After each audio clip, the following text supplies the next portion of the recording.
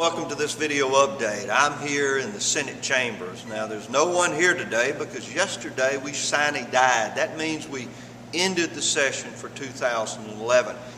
We had a pretty good budget this year. In fact, it not only funds state government and level funds education, but the budget also retains a little over $200 million in reserves.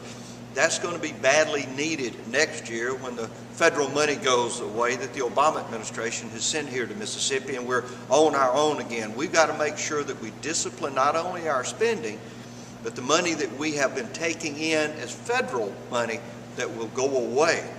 So, budget year was tough, but we got through it once again with a balanced budget and money still in the bank. We've got a pretty large bond bill. That's borrowing money to do things like build roads and bridges and buildings at universities. A little larger than I would have liked, but it was just signed by the governor, and we'll have to be very careful not to extend our borrowing power or not to get anywhere near our constitutional level on bonding. Redistricting. We left here without a redistricting plan. Now that's not as bad as some people make it out to be. The House of Representatives sent a plan over here that we thought was unfair. Of the little more than 50 Republican districts, there were 30,000 people in those districts, and the remainder of the 122 had about 24,000. Now, the primary reason for redistricting is to equalize the voting population. It's called one man, one vote. We don't think that the House plan did that fairly, and so we rejected that plan. But we said for 3 weeks, come to the table, talk to us. Let us see if we can't reach a conclusion. Let us see if we can't come together and have a redistricting plan for the Senate and the House. The Speaker said no. He said, I'm not going to appoint conferees. We're not going to talk to you about it. Take this plan or leave it. Well, that's not the way a democracy works. So we left that plan. Now, we've got time to work, and the governor could call us back for a special session, or we could go to federal court.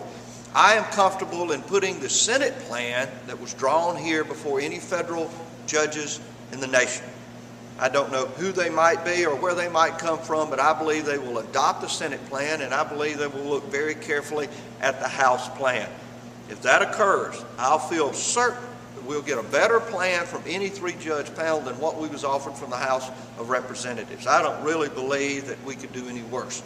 I hope we can come to some reasonable expectation of an agreement, but if not, I'm not going to adopt a bad plan simply because it's a deal that's been done for years and years around this building.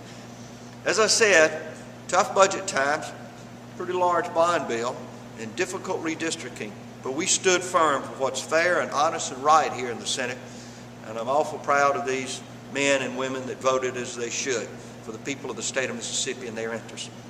This will be one of our last video updates in this legislative session. It's been a great honor being Lieutenant Governor. Now, of course, we're going to complete this year. There's plenty of work left to do.